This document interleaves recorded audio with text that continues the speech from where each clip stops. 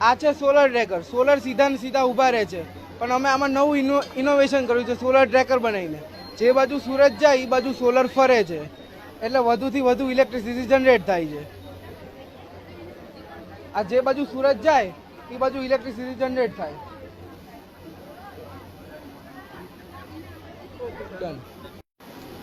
Good morning, my name is Rathod Kavyaba. My name is Vaghela Mansiba. સુપ્રભાત. અમારો આ પ્રોજેક્ટ છે વેજીટેબલ ટાવર વિશે. શહેરમાં સતત વસ્તી વધતી જાય છે. વધતી વસ્તીના કારણે ખેતી માટે જગ્યા ઓછી થતી જાય છે. હવે એનો એક ઉત્તમ ઉકેલ છે આ વેજીટેબલ ટાવર. આ કામ શું કરે છે કે શાકભાજીવાળા કેવું કરે, કેમિકલ્સ, રાસાયણિક ખાતરવાળી શાકભાજી આપણને આપે છે. તે આપણા સ્વાસ્થ્ય માટે જરા પણ સારી નથી. પણ આ ઘરે જ બનાવેલું હોવાથી આમાં સેન્દ્રિય ખાતર છે અને એકદમ ઓર્ગેનિક છે. આપણે આને ઋતુ પ્રમાણે અલગ અલગ શાકભાજી વાવી શકીએ છીએ. આ અત્યારે મરચી છે, આ મરચી છે, આ આજમો છે, આ તુલસી છે, આ નાગરવેલ છે, આ લીંબોડી છે. આમ આપણે આની જોડે, અને આ નાનું હોવાથી આપણે આને કોઈ પણ ખોળામાં મૂકી શકીએ છીએ, આગાસીમાં મૂકી શકીએ છીએ, બાલ્કનીમાં મૂકી શકીએ છીએ. આપણે આની જેમ ઘણા શાકભાજી બીજા વાવી શકીએ છીએ અને ફૂલ પણ વાવી શકીએ છીએ.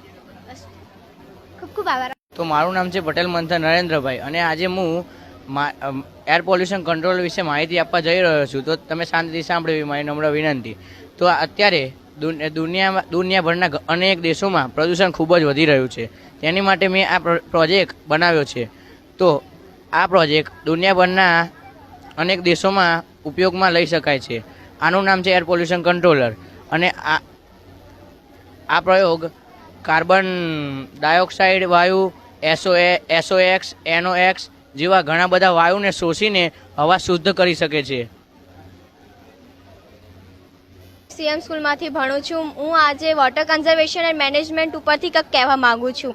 જો વાદળનું પાણી ડેમમાં જાય અને ડેમનું પાણી છે રિવરની થ્રુ પોન્ડમાં જાય, અને પોન્ડનું પાણી ગ્રાઉન્ડ વોટર ચાર્જીસમાં જાય, અને ગ્રાઉન્ડ વોટરનું પાણી કૂવામાં પણ આપણે યુઝ કરી શકીએ છીએ. અને તેમાં આપણે મોટર લગાવીને તેનાથી આપણે કંઈ પણ વસ્તુ ચાલુ કરી શકીએ છીએ અને પાણી નીચેથી જમીનમાંથી કાઢી શકીએ છીએ. વરસાદનું પાણી ઘરમાં આવે અને ઘરનું પાણી ફિલ્ટરમાં જાય, જેનાથી આપણે પીવા માટે પણ યુઝ કરી શકીએ છીએ અને ખેતરમાં પણ યુઝ કરી શકીએ. નમસ્કાર. આજે બાવળા કેળવણી મંડળ સંચાલિત તમામ સંસ્થાઓના બાળ વૈજ્ઞાનિકો દ્વારા તૈયાર થયેલ વૈજ્ઞાનિક કૃતિઓ અહીં આકે વિદ્યા મંદિરના પ્રાર્થના હોલમાં રજૂ થયેલું છે. મારી સાથે અહીં બાવળા કેળવણી મંડળ સંચાલિત તમામ સંસ્થાના આચાર્યો પણ મારી આજુબાજુમાં ઊભા છે. સૌથી પહેલાં તો દરેક સંસ્થાએ એમની સંસ્થામાં વિજ્ઞાન મેળો તૈયાર કર્યો.